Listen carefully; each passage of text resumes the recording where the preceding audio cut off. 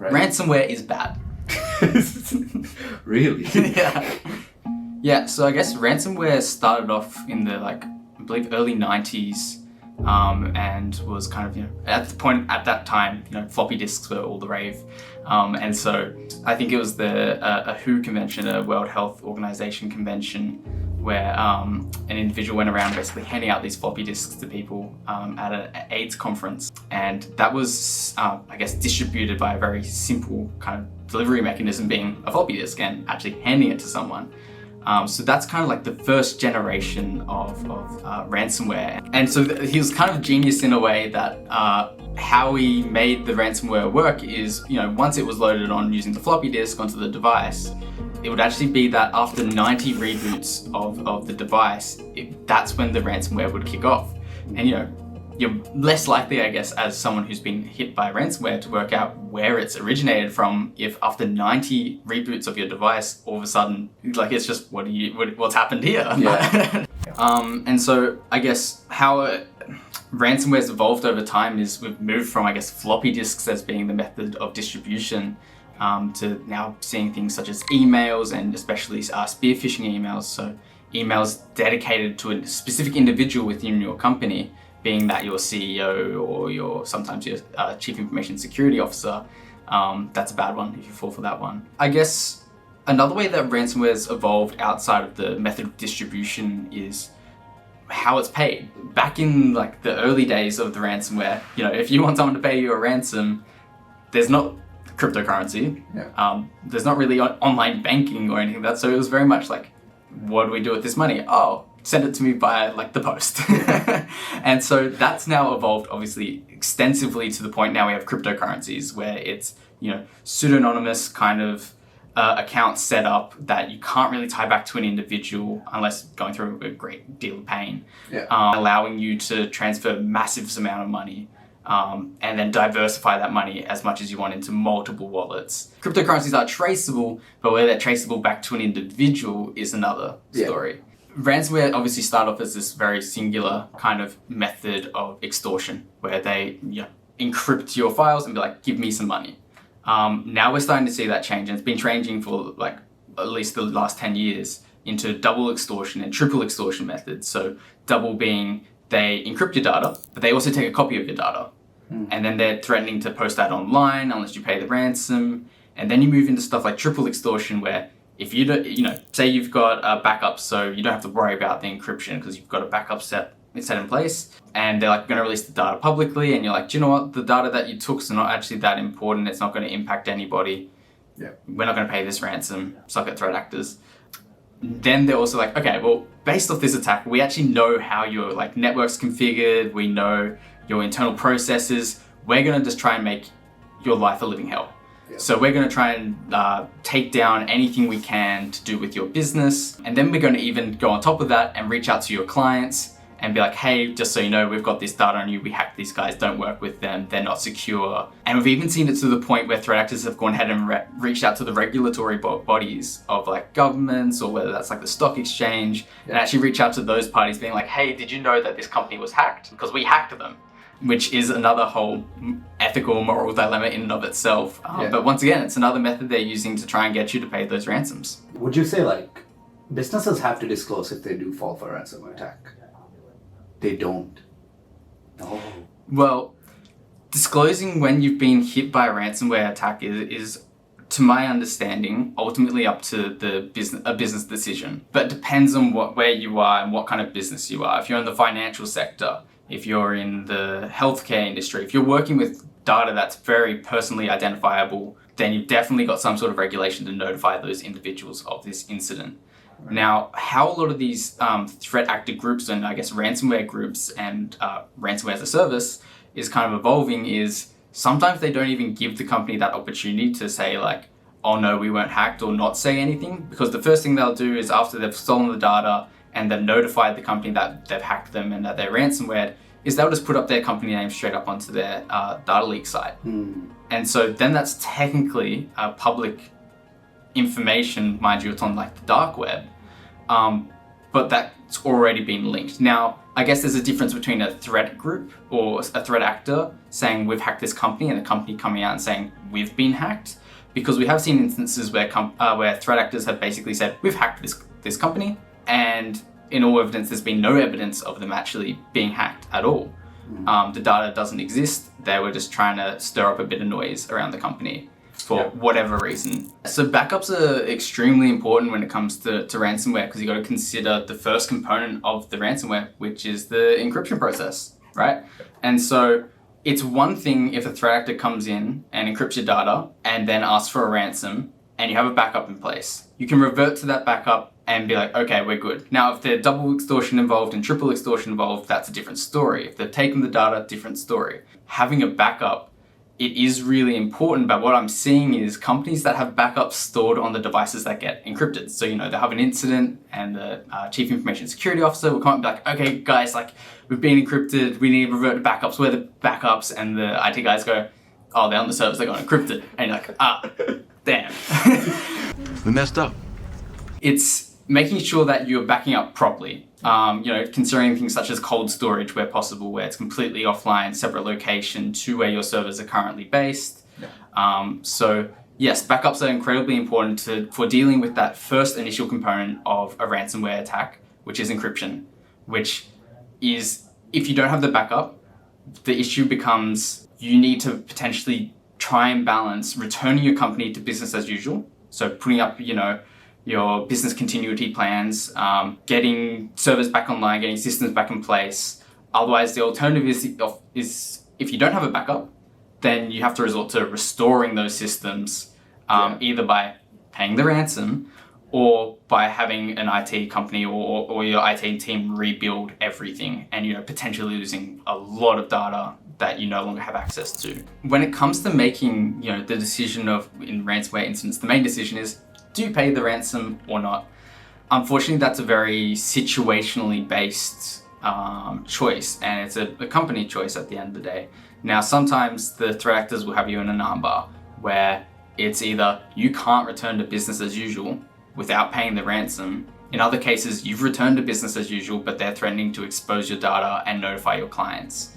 So it's this really careful balancing act of, how do we go about this in the best way possible as a company, but also keeping all your stakeholders in mind, your consumers, your customers. And now there's also other things in mind you've got to keep in mind, such as sanction checks. So if a threat actor hit you and they're part of a sanction list and they've said send it to this wallet, this cryptocurrency wallet, and that cryptocurrency wallet's been flagged as on the sanction list, then it's a crime to actually send them the money. So it's a serious offense. So there's lots of considerations that need to be made when it comes to paying a ransom, and it's an incredibly difficult decision. Ultimately, the best suggestion I can give is to make sure that you have an incident response plan in place for when something like this happens, right? You don't want to be in the circumstance where you get to your systems being encrypted, your backups also encrypted. So, just generally, do you think companies should pay ransoms though? Cool. Do I think companies should pay ransoms? It's very situationally based, and I'm going to keep saying that as much as I need to. But you got to take in consideration, company doesn't necessarily mean this massive enterprise and being hit by a massive ransomware variant. We could be talking down to the small fish of a photographer who's been taking pictures all their life and stored their pictures onto this little cute server at their home. And it's now, due to a vulnerability in the server, being hit with a ransomware variant, and the threat actors are there asking for $2,000. And now, when it comes to something like that, where it's your life's work as a sole trader photographer, and they want $2,000, there's no way you can get those photos back in any other method. You have no backups. Then maybe paying ransom is okay if they're not on sanction lists. At the end of the day, it's never preferable to pay any ransom, in my opinion. So if you do pay, that doesn't necessarily mean that it's over. So they're threat actors. They're not nice guys at the end of the day. They didn't do this as a favor to you, even though they might say that in the ransom note. We've seen circumstances where they're like, we're a cybersecurity company just trying to protect you a bit more. So we've ransomwared you to teach you a lesson to bolster your cybersecurity practices. Say you pay the ransom, you're in a situation where you decide, okay, I need to pay this ransom. That doesn't necessarily mean that's over with. They still have to give you the decryptor key. Now, if you pay them the money, there's no guarantee they'll give you that key. They could just be like, actually, I lowballed myself. I think I want another 50 grand. And you're like, what? And then you're stuck in another situation where like, what do I do? And they already know you paid them at that point. Yeah, and they already know you paid them, and so they know you have that money to spend, so they're going to try and squeeze more out of you potentially. Now, even if they give you the decryptor, unfortunately, it's still not over. So potentially they've taken that data and they've said, we won't release it. We're good. You paid us the money. We're not going to release it. Yeah, what are you going to do? What? How do you know that? There's literally no way they can prove that they've deleted the data on their end. They show you a screenshot that, look, we deleted your folder. Right? Have you got a backup somewhere? Like, maybe you've got more backups than we do as a company. You'll never have that certainty ever. There's no guarantees they can really provide you with other than, I pinky promise I won't do it. Trust me, bro. Trust me, bro. Let's say everyone starts paying the ransoms because they're like, we haven't got any other kind of option, and we're just going to pay the ransom. That kind of sets a precedent that we as a country or we as an industry are just going to pay the ransoms because it's the easier thing to do, or it's just like the only thing you can do.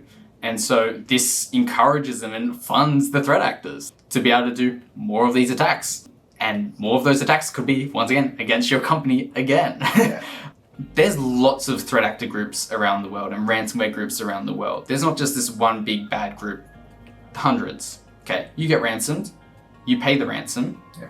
They then put on the forum, on a dark web forum potentially, like, we ransomed this company, or they did that at the very start, or something of that nature. Mm-hmm. You didn't learn your lesson, so you're just kind of like, oh, well, we paid the ransom, that's over with. Another group's like, all right, they paid that ransom. Well, maybe they'll pay our ransom. So we'll go and try and give you a little hack as well. And so it kind of just starts up this cycle of, oh no, okay, we've paid before, we may pay again. And so it's dangerous in any world to pay money. And obviously in some circumstances, you have to pay the money. Yeah.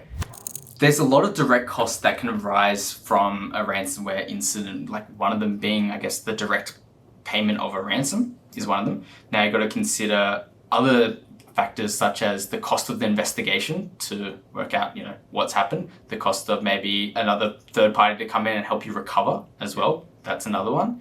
You've got to consider the cost of potentially a privacy review as well of all the data involved with that. And if you have a cyber insurance in some cases, you've got to consider the cost of paying the excess to also kick that off into action. Aside from the direct kind of costs that come from it, there is a lot of the indirect costs. So, there's stuff like your reputation, your reputational cost. As a customer, if I see that all of a sudden someone's put out a news story about, oh, this company hit and ransomware attack, massive ransomware attack, negotiations ongoing, I'm instantly like, what data have I got in there?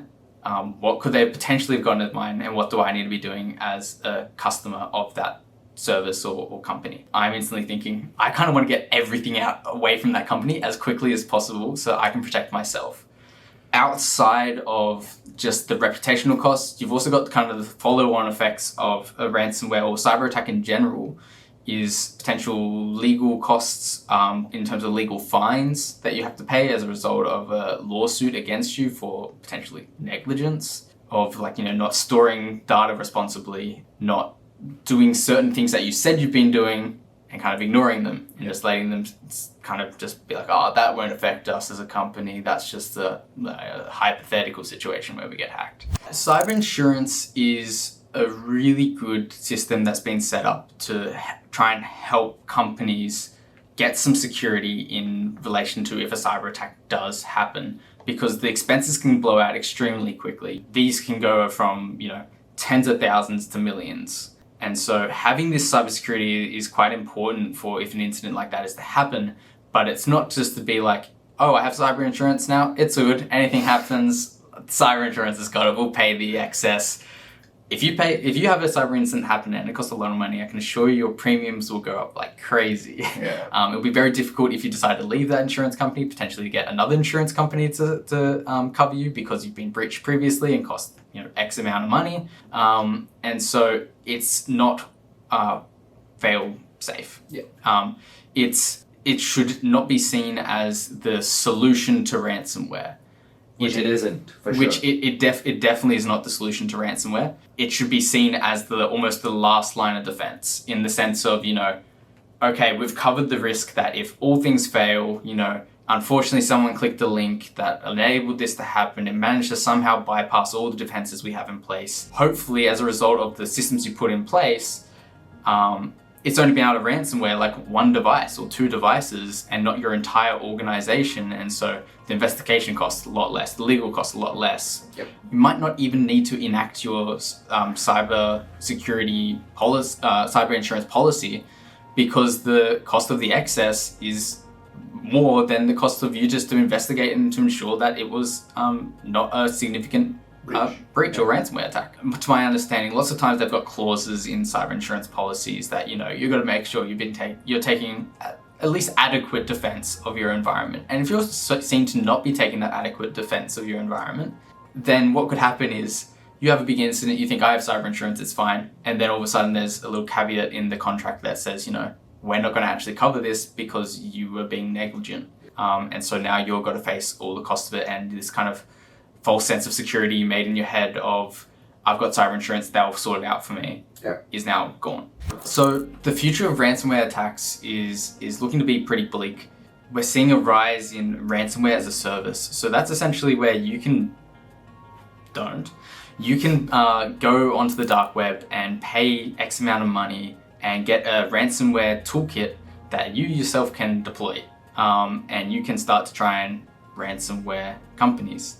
This is enabling people who, prior to this, you have had to have had extensive knowledge of operating systems, coding malware, encryption processes, exfiltration processes, and now you've got a toolkit. It kind of changes the scene a little bit. So now we're going to start to see a rise of potential like script kiddies, low-level hackers who are like, I can make a quick buck by just getting this toolkit, deploying it in this company that I've hacked.